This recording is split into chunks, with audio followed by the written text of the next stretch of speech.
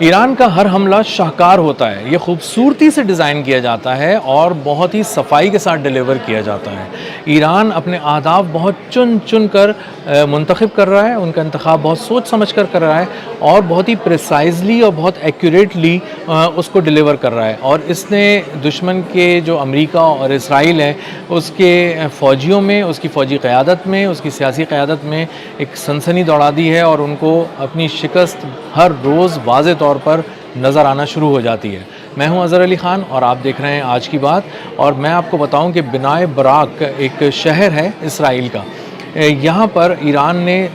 گزشتہ روز سے بہت ہی زیادہ حملے کیے ہیں۔ یہ تل ابیب سے کے قریب ایک شہر ہے اور اس کا انتخاب ایران نے اس لیے کیا کیونکہ یہاں پر بہت ساری کچھ ملٹری موومنٹس ہو رہی تھیں، کچھ انٹیلیجنس موومنٹس ہو رہی تھیں، اور جو ٹاپ ملٹری براس ہے خاص طور پہ انٹیلیجنس سے جڑی، موساد سے جڑی اسرائیل کی، وہ وہاں پر ایکسٹرا آرڈنری موومنٹ دیکھی جا رہی تھی، اس لیے اس کا انتخاب کیا گیا۔ بہت دنوں سے اس کو پلان کیا گیا تھا کہ کسی طرح سے جب بھی یہاں پہ کوئی ایسی ایکسٹرا آرڈنری موومنٹ ہوگی تو یہاں پہ نشانہ بنایا جائے گا اسرائیل کی آرمی کو۔ تو تل ابیب کا انتخاب جو ہے فوجی میٹنگ کے لیے نہیں کیا گیا تھا، بنائے براق کا انتخاب کیا گیا تھا اسرائیل کی جانب سے۔ تل ابیب اس لیے نہیں کیا گیا تھا کہ وہ مسلسل حملوں کی زد میں ہے، ایران کی نظر میں ہے اور وہاں پر بہت طاق کر نشانے لگائے جا رہے ہیں۔ تو ان کا خیال یہ تھا موساد کا کہ اگر ہم ایک اپنی میٹنگ یہاں بلاتے ہیں، اپنے کچھ کمانڈرز کو بلاتے ہیں بنائے براق میں، اور یہاں پہ ایک ریزیڈنشل بلڈنگ میں کیموفلاج کر کے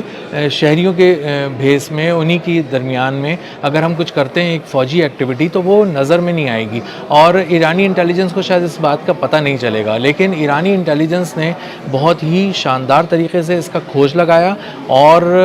مختلف جو میڈیا سے جڑے لوگ ہیں وہ اس کو رپورٹ کر رہے ہیں۔ ایرانی پاسداران انقلاب نے اس کا دعویٰ کیا ہے کہ وہاں پہ بنائے براق میں ایک بلڈنگ کے اندر، ایک ریزیڈنشل بلڈنگ کے اندر ہونے والی جو موساد کی میٹنگ تھی جس میں اس کے کمانڈرز بھی تھے، انٹیلیجنس کے لوگ تھے، ایک بہت ہی خوفناک منصوبہ ایران کے خلاف تیار کیا جا رہا تھا، اس میٹنگ پر حملہ کیا گیا ہے۔ بیلسٹک میزائلز فائر کیے گئے بنائے براق میں مختلف جگہوں پہ، جس سے بہت بڑے پیمانے پر تباہی ہوئی، لیکن اس بلڈنگ کو جس میں یہ موساد کے انٹیلیجنس کے لوگ میٹنگ کر رہے تھے اس کو بہت پریسائزلی ایکوریٹلی ڈرونز کے ذریعے نشانہ بنایا گیا تاکہ بالکل اسپیسیفک لوکیشن کو ٹارگٹ کیا جائے اور ہر صورت اس کو یقینی بنایا جائے کہ میٹنگ میں موجود تمام افراد ہلاک ہو جائیں۔ تو یہ بہترین دماغ تھے جو اسرائیل کے تھے، اور ایرانی پاسداران انقلاب نے جو دعویٰ کیا ہے اس سے پتہ چلتا ہے کہ یہ تمام لوگ جو اس میٹنگ میں موجود تھے مارے جا چکے، جو ایران کے خلاف جو ایک بہت ہی بھیانک منصوبہ تیار کر رہے تھے۔ اسی کے ساتھ ہم نے دیکھا کہ گزشتہ روز دبئی کا انتخاب کیا گیا ایرانی پاسداران انقلاب کی جانب سے، اور انہوں نے بتایا کہ انہوں نے وہاں پر ایک بلڈنگ کو ہٹ کیا ہے، اور بلڈنگ کو ہٹ کر کے انہوں نے جو امریکی فوجی تھے جو اپنے جو بیس سے باہر رہ رہے تھے شہریوں کے روپ میں، شہریوں کے ساتھ، تاکہ کیموفلاج ہو سکے اور محسوس نہ ہو کہ امریکی فوجی شہریوں کے ساتھ بھی رہ سکتے ہیں، اس بلڈنگ کو بھی نشانہ بنایا، اس کو بھی بہت ہی ایکوریٹلی نشانہ بنایا گیا ایران کی جانب سے، اور ڈرون کے ذریعے اس کو اٹیک کیا گیا، اور وہاں اس بلڈنگ کے اس خاص مقام پہ جہاں پہ فوجی جمع تھے وہاں اس کے پرخچے اڑ گئے۔ بتایا جا رہا ہے کہ 200 کے قریب جو ہیں وہ فوجی تھے، امریکی فوجی، اور اس میں افسران بھی تھے امریکی فوج کے، اور اس میں سے ایرانی پاسداران انقلاب نے دعویٰ کیا ہے کہ 37 جو فوجی افسران اور اہلکار ہیں وہ ہلاک کر دیے گئے اس حملے کے اندر۔ اس سے پہلے بحرین میں 5th فلیٹ کے جو لوگ تھے وہ بھی اسی طرح ایک کمرشل بلڈنگ میں جو ہوٹل نما بلڈنگ تھی وہاں پر رہ رہے تھے، اور اسی لیے رہ رہے تھے تاکہ وہ ملٹری بیس سے ہٹ جائیں، اور ملٹری بیس پہ اگر کوئی حملہ ہو تو انہیں کسی طرح کا جانی نقصان نہ ہو، تھوڑا بہت اگر مالی نقصان ہو سکتا ہے تو وہ ہو، لیکن جانی نقصان نہ ہو۔ اس سے بچنے کے لیے جب وہ وہاں گئے تو وہاں بھی ایرانی انٹیلیجنس نے بہت ہی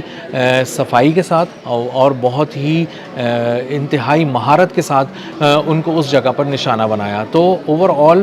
پچھلے کچھ دنوں کی کارکردگی اگر ایرانی انٹیلیجنس کی ہی دیکھ لی جائے تو اس سے اندازہ یہ ہوتا ہے کہ ایرانی انٹیلیجنس کی نگاہ ہر طرف ہے، بہت ہی جمی ہوئی ہے مختلف جگہوں کے اوپر، اور انہیں پوری طرح اس بات کا علم ہے کہ کون کہاں ہے، کہاں سے موو کر رہا ہے اور کہاں پہنچ رہا ہے، کہاں میٹنگ کر رہا ہے۔ اسی طرح کی چیز ایک وقت میں اسرائیل کی جانب سے بھی کی جاتی تھی ایران کے لیے، کہ اسے پتہ ہوتا تھا کہ ایرانی پاسداران انقلاب کی قیادت کس ٹریفک سگنل سے گزری ہے، کس مقام سے گزری ہے، کس مقام پہ پہنچی ہے، وہاں اس مقام پہ کتنی دفعہ آئی ہے، اور اب اندازہ لگایا جاتا ہے مختلف AI کے ذریعے کہ اس مقام پر اب وہ دوبارہ